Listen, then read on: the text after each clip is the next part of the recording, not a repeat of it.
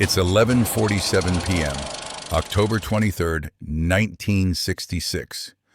The Palladium Theatre in London is electric with 2,300 voices singing along to That's Life. Frank Sinatra stands center stage, his signature gold pinky ring catching the spotlight as his hand moves with the rhythm. The ring, a gift from Ava Gardner during their passionate, destructive marriage, never leaves his finger. Never. But as Frank reaches for the glass of Jack Daniels on the piano, his hand freezes. The ring is gone. Not slipped off, gone.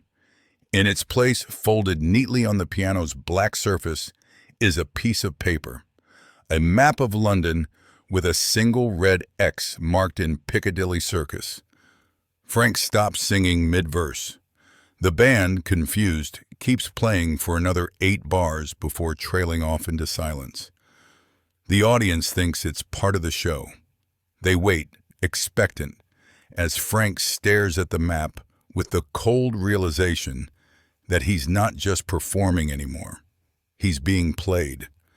To understand how someone could steal Frank Sinatra's ring in front of 2,300 people, you need to understand London in 1966. The city was electric with change. The Beatles had conquered the world. The Rolling Stones were shocking parents everywhere. And Frank Sinatra, at 50, was proving that class never goes out of style. His world tour was breaking records. Every show sold out within hours. But this wasn't the Vegas Frank, surrounded by his usual crew and familiar faces. This was Frank, alone in a foreign city, except for his small traveling entourage, his conductor, his security man Tony, and his personal assistant Jackie. The Palladium Theatre was legendary. Everyone from Judy Garland to Danny Kaye had commanded that stage. But the venue had secrets. Built in 1910, it was honeycombed with hidden passages, trapdoors, and service tunnels that most people had forgotten existed. During the war, parts of the basement had been used as air raid shelters. After the war, some of those tunnels had found new purposes. Frank had been in London for 3 days. The press was following his every move. His hotel suite at the Savoy was under constant surveillance by photographers hoping to catch him with a woman, a drink, or preferably both. But Frank was professional on this tour. He was here to work, to prove that American class could still command respect in the new London. He'd been wearing Ava's ring for 15 years, through 2 marriages, countless affairs, and every performance since 1951.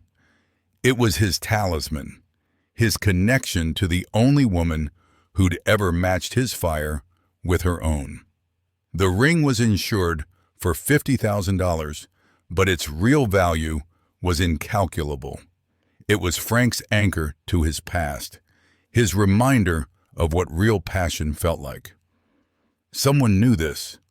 Someone had studied him long enough to know that stealing the ring wasn't just theft. It was psychological warfare. Frank Sinatra, in 1966, was a man at war with time. The screaming teenage girls now belonged to the Beatles. His audience was growing older, more sophisticated, but also smaller.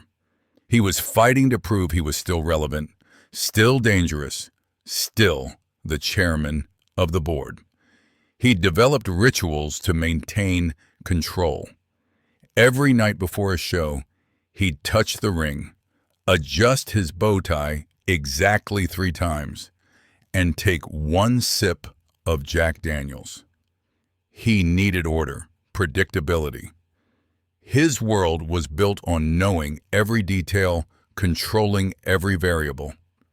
But tonight, in his dressing room beneath the Palladium, Frank is rattled. He paces the small space, running his hands through his hair.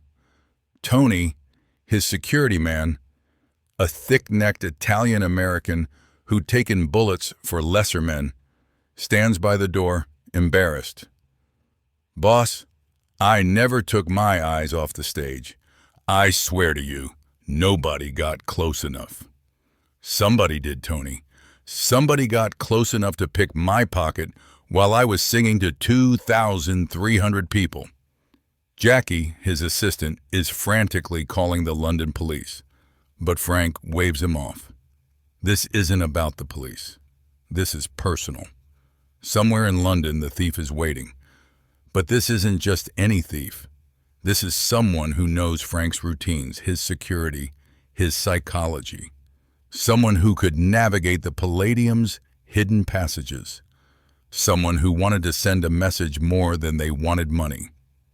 The map on the piano had been hand-drawn, precise. Piccadilly Circus, with its neon signs and endless crowds, was marked with an X. But there was something else. In the corner, in elegant handwriting, were the words, "Tomorrow, midnight. Come alone. This is bigger than a ring." Frank studies the handwriting. It's educated, European. The paper is expensive, heavy stock. This isn't some backstage groupie or desperate fan. This is someone with resources, planning, and most importantly, a reason. The next morning, Frank tries to maintain his routine. Breakfast at the Savoy. Coffee, toast, newspapers. But the British press is already sniffing around the story. "Sinatra ring mystery baffles Palladium," reads the headline in the Daily Mail. Frank calls his contact at Scotland Yard, Inspector Davies, a proper English detective who'd helped him with overzealous fans before. "Frank, this is highly unusual. Professional thieves don't leave maps. They take the money and run." "So what does that tell you, Inspector?" "It tells me this isn't about the ring. Someone wants to meet you. The question is why." Frank spends the afternoon walking London streets, trying to think. He finds himself in Hyde Park, away from the photographers, away from the crowds. The October air is crisp, the leaves turning gold. For a moment, he feels anonymous, just another middle-aged man in an expensive coat. But as he sits on a bench near the Serpentine, he notices he's being watched. A woman in her 30s, elegantly dressed, sitting on a bench 50 yards away. She's not reading, not feeding the pigeons. She's watching him. When Frank looks directly at her, she doesn't look away. Instead, she raises her hand slightly. On her finger is his ring, Ava's ring. Frank starts to stand, but she shakes her head. She points to her watch, then holds up 10 fingers, then 2, 12, midnight. She stands, walks to his bench, and places an envelope beside him. Then she disappears into the crowd of tourists and nannies pushing prams. Frank opens the envelope. Inside is a photograph. It's him, but not recent. This is Frank from 1955, getting out of a car in Havana, Cuba. He's with 2 men he'd rather forget. Men with connections to Meyer Lansky's casino operations. Men who'd helped arrange favors during his difficult period with Columbia Pictures. Across the bottom of the photograph, in the same elegant handwriting, "Some debts never disappear, some secrets never die." Piccadilly Circus at midnight is a different world from the daylight tourist attraction. The neon signs cast colored shadows on wet pavement. Frank stands beneath the Arrow statue, wearing a black overcoat, collar turned up against the October cold. The crowds have thinned, but London never truly sleeps. She emerges from the shadows near the Criterion Theatre. Up close, she's beautiful in that dangerous way that reminds Frank of Ava. Sharp cheekbones, eyes that suggest she knows secrets you'll never learn. Mr. Sinatra, thank you for coming. I want my ring back. Of course you do. But first, we need to talk. Her accent is continental, possibly Austrian or Swiss. My name is Katharina Weiss. My father was Heinrich Weiss. Frank's blood runs cold. Heinrich Weiss, Cuba, 1955. The casino deal that almost destroyed his career. A man who'd helped him when Columbia Pictures was trying to bury him, when his career was hanging by a thread. A man who disappeared one night in Havana, leaving behind debts and dangerous enemies. Your father's been dead for 10 years. My father was murdered, Mr. Sinatra, by men who thought he'd stolen money from their Cuban operations. He died protecting a secret that could destroy careers, end marriages, topple governments. She reaches into her purse and produces a manila envelope. Before he died, he gave me insurance, documents, photographs, recorded conversations from the Havana casinos, evidence of who really controlled the money, who really made the deals. Frank keeps his expression neutral, but his mind is racing. What does this have to do with me? You were there. You saw the meetings. You know who killed my father and why. She steps closer. I've spent 11 years tracking down everyone who was in that room. Some paid money, some paid with favors, some paid with information. And what do I pay with? Katharina smiles, and it's not a pleasant expression. You have a choice, Mr. Sinatra. You can walk away. Keep your ring, your reputation, your career. But I know you. I've studied you. You're not a man who walks away from debts. She hands him the envelope. Inside are copies of documents that prove my father was innocent, that he was killed for trying to expose corruption that went all the way to Batista's government. Help me get justice for my father, and this stays between us. Refuse, and tomorrow morning, every newspaper in London gets copies of these photographs. Frank takes the envelope, but doesn't open it. What kind of justice? There's one man left alive who was in that room. One man who gave the order to kill my father. He's living here in London now, respectable, untouchable. A man who thinks his past is buried with my father. She removes Frank's ring from her finger and holds it out to him. Help me expose him, and you get this back.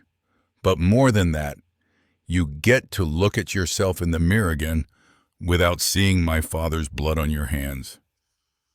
Frank takes the ring but doesn't put it on. For the first time in years, his hands are shaking. Frank spent the rest of his London stay helping Katharina gather evidence. The man she was hunting was Sir Geoffrey Hastings, a British businessman who'd laundered money through Cuban casinos and ordered Heinrich Weiss killed when he'd threatened to expose the operation. 3 weeks later, Hastings was found dead in his Mayfair mansion. The official cause was heart attack, but those who knew said he'd been shown photographs and documents that proved his involvement in murder and money laundering. The shame had literally killed him. Frank returned to America with the ring back on his finger, but something had changed. The weight of Heinrich Weiss's death had been lifted, but Frank carried new knowledge about the price of silence, the cost of looking the other way when decent people needed help. He never spoke publicly about London, about Katharina, or about the night his ring was stolen, but those close to him noticed changes. He became more selective about his business associates. He started asking harder questions about where money came from, who was really behind the deals. Years later, when asked about his most memorable performance, Frank would sometimes mention London, 1966. Strangest thing, he had to say, someone stole my ring right off my finger during a show. But you know what? I got it back. And I learned something about what really belongs to you and what you're just holding for somebody else. That night in Piccadilly Circus, Frank Sinatra faced a choice that had nothing to do with his career and everything to do with his conscience. For 11 years, he'd carried the weight of watching an innocent man die. He'd told himself it wasn't his business, that survival meant keeping your mouth shut. But Katerina Weiss showed him something that all the fame and money in the world couldn't change. Some debts follow you forever. Some silences become complicity. Some theft isn't about what's taken. It's about what's revealed. The ring was never just jewelry. It was a symbol of connection, of the things we carry that remind us who we really are. When it was stolen, Frank was forced to confront not just what he'd lost, but what he'd been avoiding. The daughter of a murdered man had reached across 11 years and an ocean to remind him that witnesses have responsibilities. In our own lives, we all carry rings, not jewelry, but symbols of our connections, our values, our promises to ourselves and others. Sometimes those symbols are stolen from us, not by thieves, but by compromise, by looking the other way, by choosing comfort over conscience. Frank learned that night that real theft isn't about money or possessions. Real theft is about losing yourself one small compromise at a time, until you wake up one morning and don't recognize the person in the mirror. The most valuable thing anyone can steal from you isn't what's in your pocket. It's your peace of mind. And the only way to get it back is to face the truth about what you've allowed, what you've ignored, and what you owe to the people who trusted you to be better than you were. This is the part of Frank Sinatra's story the spotlight rarely shows, but it's the part that defined his legacy. Not the songs, not the movies, not the headlines, but the moments when he chose between easy and right, between silence and justice. This was Frank Sinatra, Legacy Confidential. If this story changed how you see the price of conscience, hit that like button and share it with someone who needs to remember that some debts can't be paid with money. And tell us in the comments, what would you do if someone forced you to confront a truth you'd been avoiding for years? Because in the end, we all have rings that define us. The question is, what happens when someone forces us to earn them back?